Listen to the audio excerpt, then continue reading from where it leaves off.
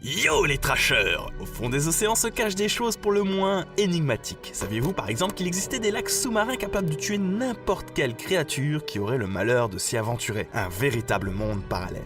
La raison est très simple, ce genre de bassin est 5 fois plus salé que l'eau de mer, comme moi. Et dire que les chercheurs ont découvert tout ça il y a seulement quelques années. Vous l'aurez compris, l'océan regorge de phénomènes étranges qui ne demandent qu'à être élucidés. Alors, enfilez votre combinaison de plongée et découvrons ensemble 6 mystères passionnants que nous cache le monde sous-marin avec l'ami Arthur. Yo les trashers! L'OVNI de la mer Baltique. Bon, pour le commun des mortels, un ovni c'est circulaire, imposant et surtout ça vient de l'espace.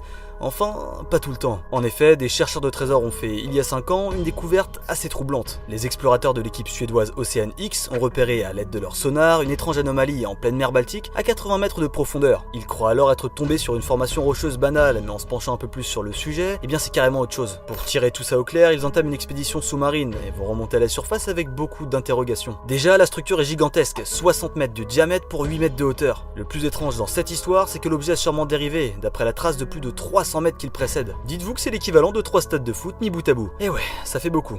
On a aussi découvert sur cette OVNI des formations très spéciales, faites avec des pierres disposées en cercle. Du coup, beaucoup de personnes s'interrogent, certains parlent même d'une civilisation inconnue. Et c'est d'autant plus flippant lorsqu'on sait que les appareils électroniques ne fonctionnent presque jamais dans la zone. En effet, un des plongeurs d'Ocean X a affirmé que n'importe quel système, y compris un téléphone satellite, avait du mal à fonctionner lorsqu'ils étaient au-dessus du site. Et selon lui, tout revient à la normale une fois que les bateaux sont à plus de 200 mètres de la zone. Bref, affaire à suivre. Le mégalodon existe encore.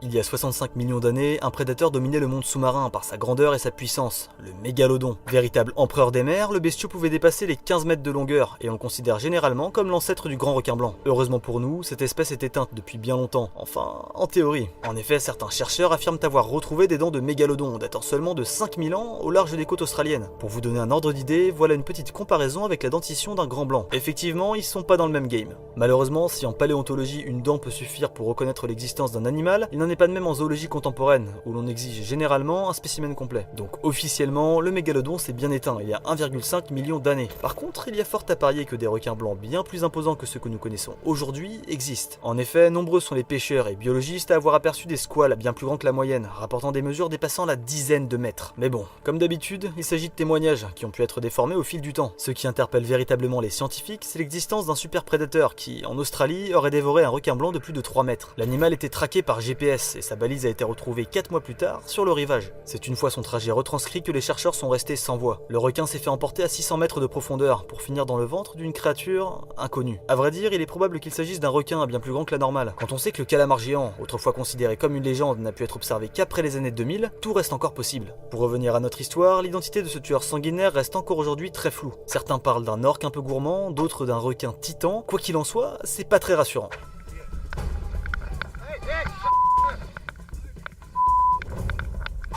Les cités englouties.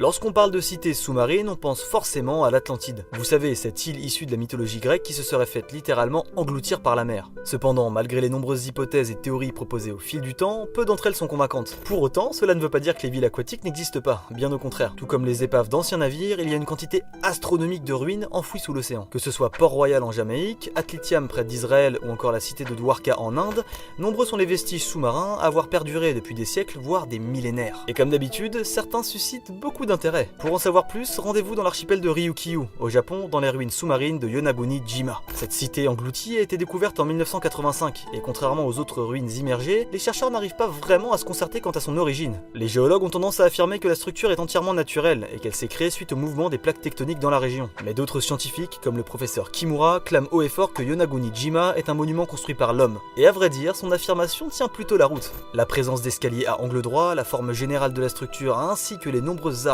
et creux répertoriés font partie des quelques éléments qui interpellent les chercheurs. Ces ruines auraient-elles appartenu à une ancienne civilisation? En partant de ce constat, le peuple à l'origine de ce monument aurait logiquement vécu il y a plus de 2000 ans, lorsque le niveau de la mer était bien plus bas qu'à l'heure actuelle. Seulement voilà, personne ne sait d'où provient cette soi-disant communauté, ce qui laisse libre cours à l'imagination des plus sceptiques. Entre humains, extraterrestres ou dame nature, le mystère reste entier. Les abysses.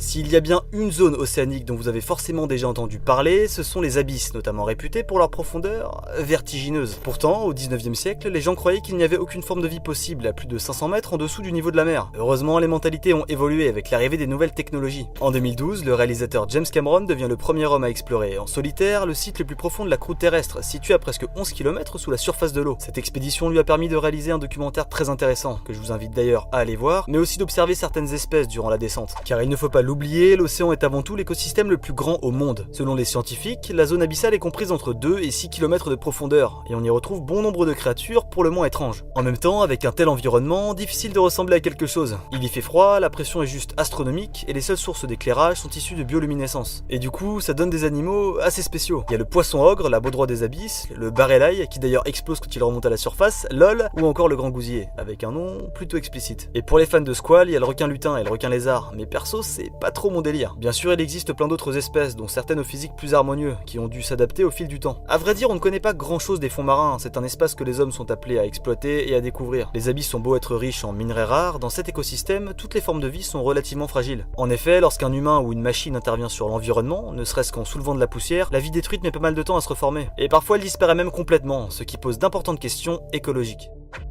Le triangle des Bermudes.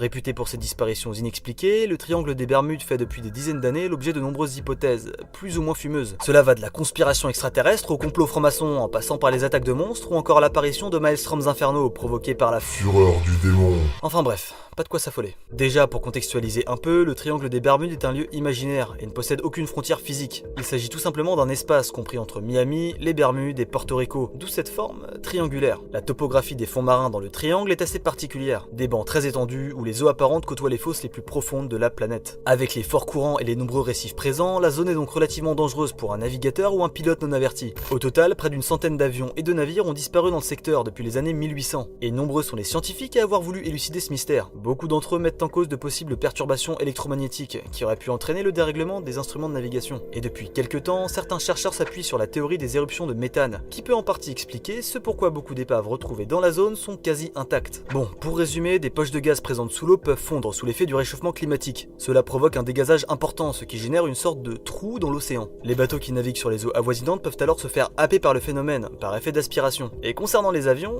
c'est presque pareil. La forte concentration de méthane remonte dans les airs et génère des turbulences atmosphériques qui perturbent la navigation des appareils. Enfin, même si les chercheurs se creusent la tête depuis des années pour trouver des solutions rationnelles, dites-vous qu'il existera toujours des gens pour douter. Les sons mystérieux.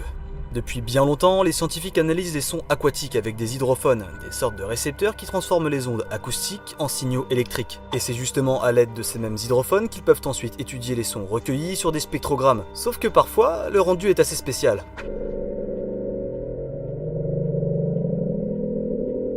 Bon, ce que vous venez d'entendre, les experts appellent ça le bloop. Ça fait partie des 6 enregistrements audio les plus étranges récupérés dans l'océan Pacifique. Mais c'est aussi celui qui perturbe le plus les chercheurs. Pourquoi, me direz-vous ? Eh bien, même s'il recoupe le profil audio d'une créature vivante, il n'y a aucun animal connu à ce jour qui aurait pu produire ce son. Certains scientifiques émettent l'hypothèse d'un énorme calamar géant ou d'une nouvelle espèce de poisson bien plus grand que la baleine bleue. Un peu dans ce style. Y a pas à dire, ça fait froid dans le dos. Bien sûr, c'est pas la seule théorie qui revient, et un bon nombre de gens pensent qu'il pourrait s'agir d'une machine ou d'un sous-marin militaire. Il est possible d'atteindre une aussi basse fréquence avec ce genre d'appareil, mais pour ce qui est du volume, on en est assez loin. En effet, l'amplitude de ce son est suffisante pour être entendue sur plus de 5000 km. Les chercheurs en ont donc déduit qu'il s'agissait d'un cryoséisme, c'est-à-dire un mouvement de glace émis par un iceberg, car les spectrogrammes étudiés coïncidaient plus ou moins avec ceux du bloop. Mais cette conclusion reste encore aujourd'hui mitigée, notamment pour certains fans de l'écrivain américain Lovecraft. Dans son récit L'Appel du Cthulhu, il y raconte l'histoire d'un gigantesque monstre sous-marin armé de tentacules et pourvu d'ailes, endormi dans la cité engloutie de Riet. Et c'est justement là que ça devient intéressant, puisque cette ville fictive a quasi les mêmes coordonnées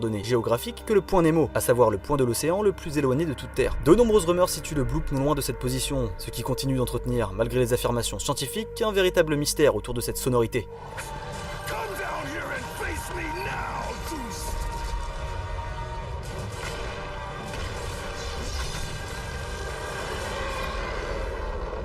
Comme vous avez pu le constater, l'océan regorge de phénomènes inexpliqués.